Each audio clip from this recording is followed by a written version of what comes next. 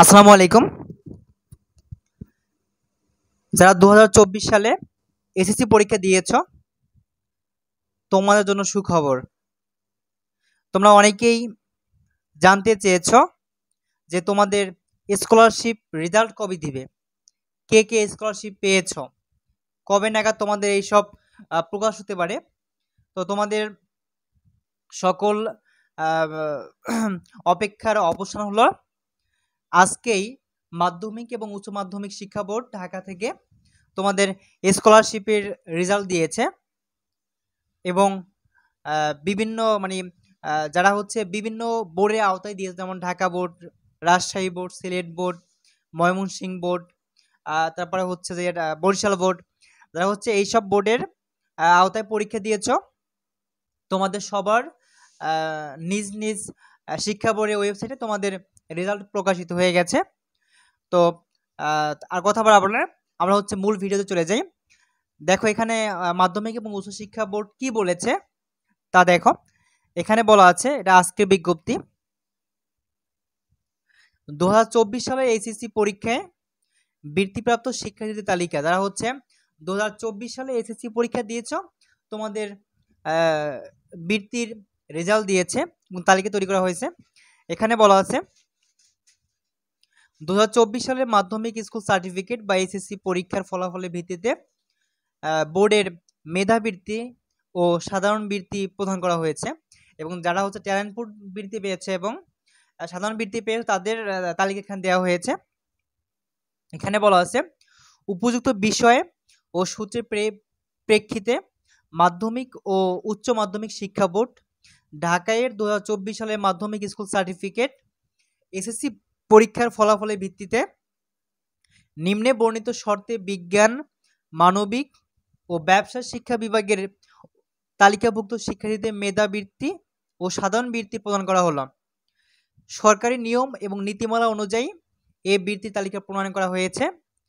আচ্ছা, এখানে কিছু শর্তাবলী আছে, মানে কারা কারা বৃত্তি পাবে, কিভাবে পাবে, তাদেরকে আসলে কিভাবে ক্লাস করতে হবে, কোন কোন শিক্ষা প্রতিষ্ঠানে ভর্তি হতে হবে ইত্যাদি শর্তাবলী এখানে দেওয়া আছে। কয়েকটা শর্ত আমরা পড়ি একটু। প্রথমে বলা আছে বৃত্তির গেজেটে বৃত্তিপ্রাপ্ত শিক্ষার্থী যে শিক্ষা প্রতিষ্ঠান থেকে পরীক্ষায় অংশগ্রহণ করে উত্তীর্ণ হয়েছে সে প্রতিষ্ঠানের নাম উল্লেখ করা হয়েছে। মানে হচ্ছে তোমার যে শিক্ষা প্রতিষ্ঠান থেকে পরীক্ষা দিয়েছ ওই শিক্ষা প্রতিষ্ঠানের নাম উল্লেখ করা হয়েছে এখানে, এবং অধ্যক্ষ বা প্রধান শিক্ষকের প্রত্যয়নপত্র প্রদান সাপেক্ষে ভর্তিকৃত প্রতিষ্ঠান থেকে বিধি মোতাবেক বৃত্তির অর্থ উত্তোলন করতে হবে। সংশ্লিষ্ট শিক্ষার্থীদের সদাচরণ, বিদ্যালয়ে নিয়মিত উপস্থিতি ও সন্তোষজনক পাঠোন্নতি সাপেক্ষে বৃত্তি প্রদান করা হবে। কোনো শিক্ষার্থী উচ্চ শ্রেণীতে অধ্যয়নের জন্য অনুমোদিত শিক্ষা প্রতিষ্ঠানে ভর্তি না হলে বৃত্তি পাওয়ার যোগ্য বলে বিবেচিত হবে। অর্থাৎ সরকার কর্তৃক যেসব শিক্ষা প্রতিষ্ঠানে অনুমোদন দিয়েছে শুধুমাত্র ওইসব শিক্ষা প্রতিষ্ঠানে তোমরা ভর্তি হলেই কেবল তোমরা এই বৃত্তি পেয়ে থাকবা। বলা আছে এই বৃত্তিগুলোর সংখ্যা, হার ও মেয়াদ আপাতত নির্ধারিত। প্রয়োজন বোধে সরকার কোনো কারণ না দেখিয়েই তা পরিবর্তন বা বাতিল করতে পারে। আর তোমাদের যে এখন বৃত্তির যে টাকাগুলা ওইটা হচ্ছে কখন, কিভাবে, কত মেয়াদে দিবে এগুলো এখনো পর্যন্ত নির্ধারিত। তবে সরকার চাইলে যে কোনো মুহূর্তে তোমাদের না জানিয়েই হচ্ছে সেটা বাতিল বা পরিবর্তন করতে পারে। বাংলাদেশের অভ্যন্তরে মঞ্জুরি অনুমোদন প্রাপ্ত শিক্ষা প্রতিষ্ঠান সমূহে বৃত্তি কার্যকর হবে। মানে যেসব শিক্ষা প্রতিষ্ঠান অনুমোদন দিয়েছে সরকার শুধুমাত্র ওইসব শিক্ষা প্রতিষ্ঠানেই তোমাদের বৃত্তি কার্যক্রম থাকবে। মঞ্জুরি অনুমোদন প্রাপ্ত নয় এমন কোনো শিক্ষা প্রতিষ্ঠানে এই বৃত্তি কোনো ক্রমেই কার্যকর হবে না। যারা সরকার অনুমোদিত কোনো শিক্ষা প্রতিষ্ঠান ছাড়া অন্য কোথাও ভর্তি হবে তারা কখনোই এই বৃত্তি পাবে না, কারণ সরকারি আইন অনুযায়ী অনুমোদিত শিক্ষা প্রতিষ্ঠানে অধ্যয়নরত শিক্ষার্থী বৃত্তি পাওয়ার যোগ্য নয় এবং অননুমোদিত শিক্ষা প্রতিষ্ঠানে অধ্যয়নকাল পাঠবিরতি হিসাবে গণ্য হবে। অর্থাৎ তুমি যদি সরকারি অনুমোদন ছাড়া অন্য কোনো শিক্ষা প্রতিষ্ঠানে ভর্তি হও সেখানে তোমার তোমার এইটা বলে চালাই দিবে যে তোমার হচ্ছে গ্যাপ ছিল, এই কারণে তুমি ওইখানে গিয়ে ভর্তি হচ্ছে এমনটা বলা যাবে সেখানে, তাই তোমাকে তখন বৃত্তি প্রদান করা হবে না। সকল বৃত্তিপ্রাপ্ত শিক্ষার্থী বিনা বেতনে অধ্যয়নের সুযোগ লাভ করবে, এটা তোমাদের সুযোগ। তোমরা যেই শিক্ষা প্রতিষ্ঠানে ভর্তি হবা তোমরা তো হচ্ছে এখানে স্কলারশিপ পাবাই, প্লাস এখানে তোমরা ওই শিক্ষা প্রতিষ্ঠানে কোনো ধরনের বেতন দিবা না, অর্থাৎ ফুল ফ্রি স্টুডেন্টশিপ তোমরা পেয়ে যাবা। সরকারি অনুমোদিত কোনো শিক্ষা প্রতিষ্ঠান বৃত্তিপ্রাপ্ত শিক্ষার্থীর নিকট থেকে মাসিক বেতন দাবি করতে পারবে না, তারা মাসিক কোনো বেতন নিতে পারবে না। তাদের নিকট মাসিক বেতন দাবি করলে ওই শিক্ষা প্রতিষ্ঠান প্রধানের বিরুদ্ধে শাস্তিমূলক ব্যবস্থা গ্রহণ করা হবে। অর্থাৎ তোমাদের শুধুমাত্র মাসিক যে বেতনটা দিতে হয় শুধুমাত্র ওই বেতনটা তোমাদের দিতে হবে না, অন্য সব বেতন তোমাদের দিতে হবে।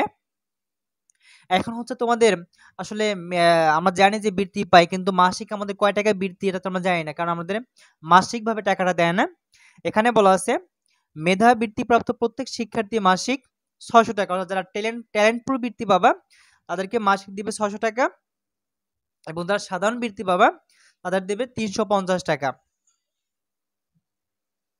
বইপত্র ও যন্ত্রপাতি ক্রয় করার জন্য অনুদান হিসেবে মেধা বৃত্তি প্রাপ্ত প্রত্যেক শিক্ষার্থী প্রতি বছর 900 টাকা ও সাধারণ বৃত্তিপ্রাপ্ত প্রত্যেক শিক্ষার্থী প্রতি বছর 450 টাকা এককালীন অর্থ সাহায্য পাবে। অর্থাৎ যারা হচ্ছে ট্যালেন্টপুর বৃত্তি পাবা তাদের মাসিক বছরে দিবে 900 টাকা, বইপত্র এবং অন্য অন্য জিনিসপত্র ক্রয় করার জন্য এটা এককালীন দিবে।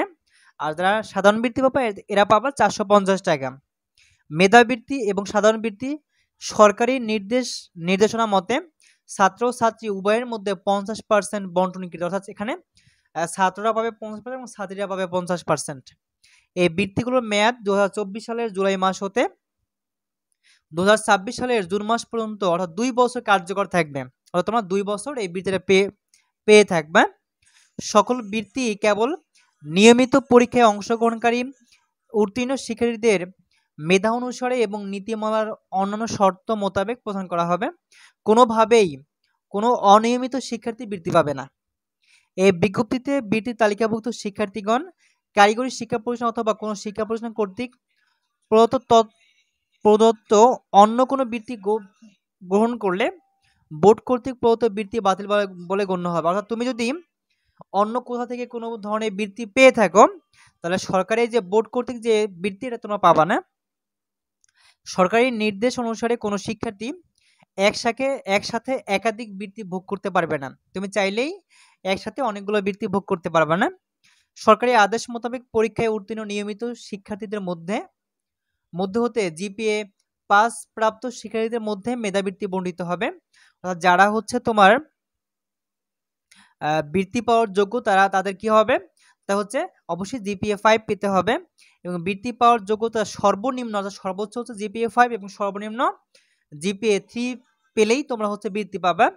বৃত্তির তালিকা প্রস্তুতির ক্ষেত্রে নিম্নলিখিত বিষয়গুলো পর্যায়ক্রমে অনুসরণ করা, অর্থাৎ তোমরা কি বিষয়ের উপর বৃত্তি পাবা এবং কোন কোন বিষয়ের উপরে তারা হচ্ছে এই তালিকা প্রস্তুত করছে তা এখানে দেওয়া হয়েছে, এটা তোমার জানার দরকার নেই।